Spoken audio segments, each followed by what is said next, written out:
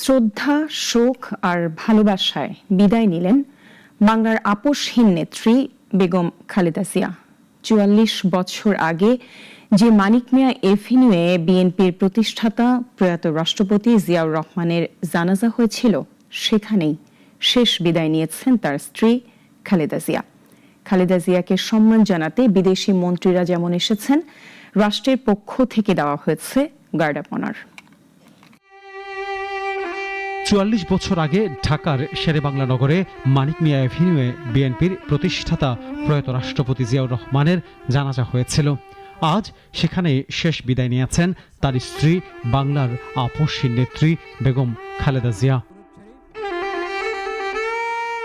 এর আগে লাল সবুজ রঙের জাতীয় পতাকায় মোড়ানো রাষ্ট্রীয় প্রটোকলে বেগম খালেদা জিয়ার মরদেহ নিয়ে আসা হয় মানিক মিয়া এভিনিউয়ে।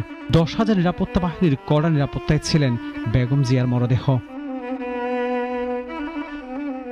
কালো ব্যাজ ধারণ করেন শোকস্তব্ধ দলীয় নেতাকর্মীরা। গার্ড অব অনার প্রদান করা হয় রাষ্ট্রের তরফ থেকে। আজ সাধারণ ছুটি ঘোষণা করে সরকার। এছাড়া চলছে ৩ দিনের রাষ্ট্রীয় শোক। দলীয়ভাবে ৭ দিনের শোক ঘোষণা করা হয়। কালো বেজ ধারণ ছাড়াও দলীয় কার্যালয়ে কালো পতাকা উত্তোলন, মসজিদে মসজিদে দোয়ার আয়োজন চলবে সপ্তাহব্যাপী।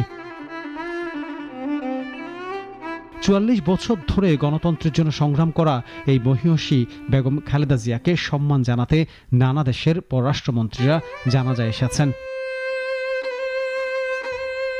ক্ষণজন্মা এই নেত্রীকে সম্মান জানিয়েছেন ভারতের প্রধানমন্ত্রী নরেন্দ্র মোদী সহ পাকিস্তান, যুক্তরাষ্ট্র, জাতিসংঘ সহ অন্যান্য রাষ্ট্র।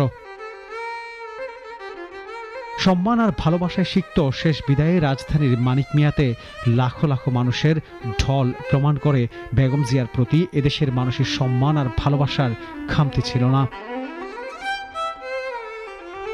খালেদা জিয়া দেশবাসীকে কথা দিয়েছিলেন, এই দেশ ছাড়া তার আর কোনো ঠিকানা নেই। তিনি কথা রেখেছেন, বাংলাদেশ তার জন্ম জন্মান্তরের ঠিকানা।